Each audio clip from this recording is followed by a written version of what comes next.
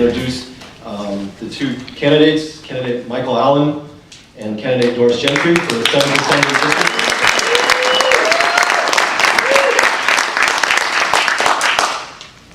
And we'll start with Ms. Gentry for her opening statement. Well, good morning, ladies and gentlemen, men, women, and grandparents. I am Doris Gentry. I'm running for State Assembly, and it is my greatest honor to be here with you this morning.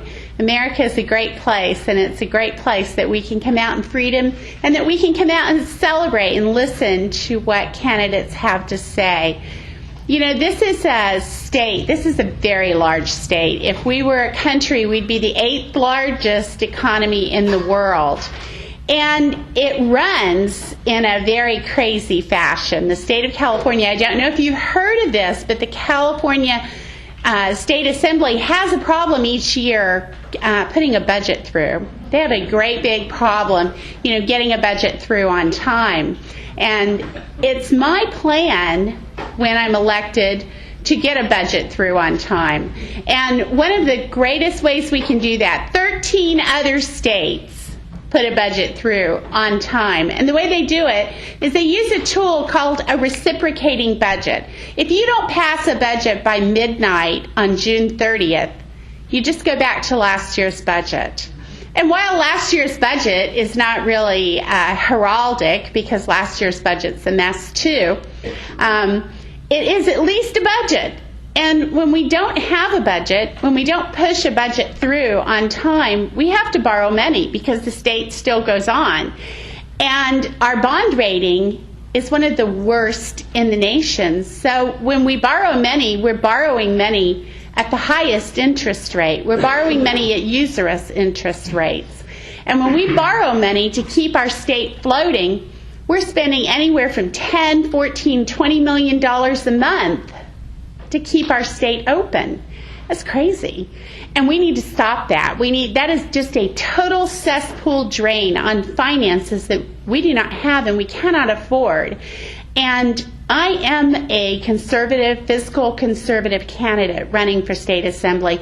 I don't think more taxation is what we need. I don't think more spending is what we need, and especially more stupid spending. I think we need to stop the funnel and stop the drain. We need to plug up the drain and stop borrowing money and paying these horrendous interest rates for money we shouldn't be borrowing. I say that we should join 13 other states and take a look at putting together a reciprocating budget. And another thing, while I'm talking about money, banking, finance, and those sorts of things that are of great interest to me personally and have been a pattern of my entire life, I would like to also say that I would like to see us do a 2-year budget. I've talked to mayors and city council members in every town in my district. 20 other states do a 2-year budget.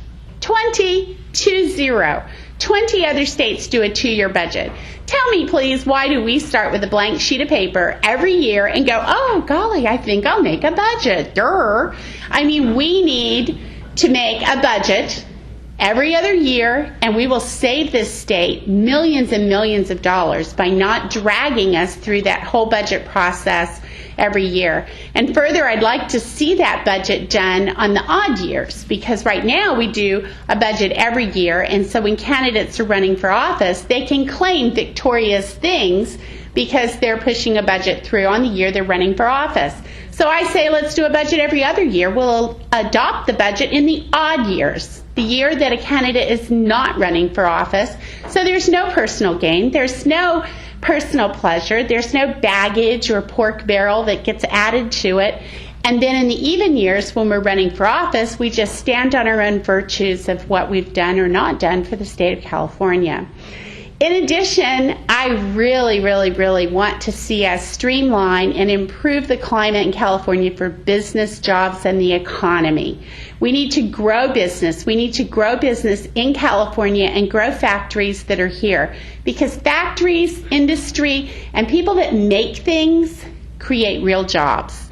The government, those are jobs based off of tax money that businesses pay and that individuals pay.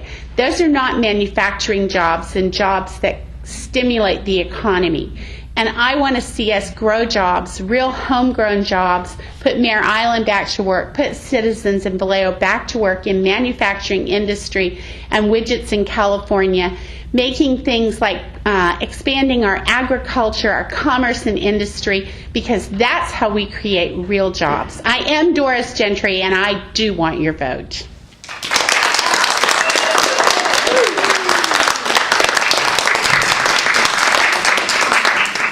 Thank you. Mr. Allen? Good morning. Can you hear me? Good.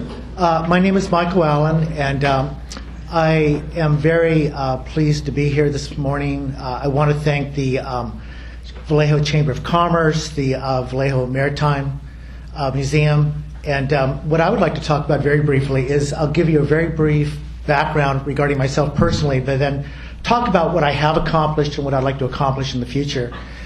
Essentially, my background very briefly is I entered the workforce when I was very young because my father passed away. I worked my way through school. I became a registered nurse.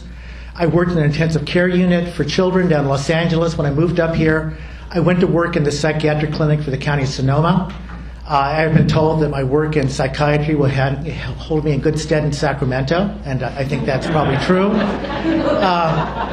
After working there for a few years, I went to night school. I worked my way through law school at night. When I got out of law school, I went to work as a contract attorney doing litigation for a year for the Sierra Club. And then when Barry Keene went to the legislature, I was asked by labor organizations to start representing workers. So I have a long history of representation. When I retired, I was in retirement for 6 months when Senator Wiggins asked me to come out and be her district director, which covers 6 counties and 880,000 constituents working with their problems.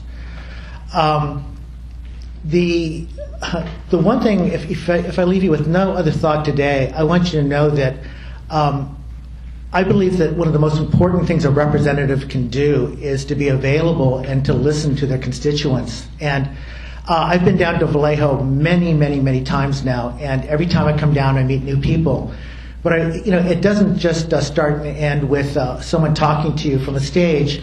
I really do want to spend time with as many people as possible, because that's when you find about people's hopes, dreams, fears, and that's how you really end up representing people. Regarding what I've done, lots of politicians talk about jobs and job creation, but a lot of times they're very vague, and I'd just like to tell you a little bit of my history. Over 10 years ago, I worked with labor, the business community, and the environmental community to get Measure M passed, which provided for funding for the roads of Sonoma County. The environmentalists were opposed to it at the time because they felt if they didn't build additional roads, no one would come to Sonoma County. Well, they still came. And so we were able to get a consensus regarding that. Then 7 years ago, I started working on the idea of having a commuter train between Marin and Sonoma County. Well, we lost that first election, but we won the second. Once again, it was me working with business, the environmental community, and labor, and neighborhoods. That particular project is estimated to create somewhere in the neighborhood over the next 20 years of 30,000 jobs. The reason for that is it's going to have 14 train stations, there'll be retail, there'll be services along the whole route. It also confines suburban and urban sprawl. Another thing I worked on, I was one of the co-founders of Solar Sonoma County, where we're trying to produce 25% of the power for Sonoma with solar installations and power conservation. Sonoma County was the second county in the country to do this, and I'm very proud that I was one of the founders, once again working with private industry and government to make this happen. I want you to know that I worked with Representative Thompson to get $1 million for a small business incubator that is going to be out of Sonoma County. It covers Napa. There is a small business incubator that is being developed out of Sacramento. They'll cover Vallejo. And they're going to be specializing in medical devices, technological devices. I'm also very proud of the fact that, having worked with Senator Wiggins, that with your city council, with your local representatives, Miller's office, like I mentioned, Noreen's office, the mayor's shipyards will be reopened to start dismantling the ships, the mothball fleet. That will create jobs. But the one thing I want to assure you is that we have been meeting with 18 regulatory agencies to make sure that the environment is protected, because we know that in our rush to create jobs, we want to do it in a way that is environmentally sound for not only us, but our future generations. So we always have to balance job creation with also protection of our environment. So I've also pledged to work with the Economic Development Board on another issue that I'll talk about when time permits. But I guess the point I'm trying to make is it's one thing talking about jobs, it's another thing actually doing it and making it happen for California. And there's nothing more important than creating that so that people have work. Thank you.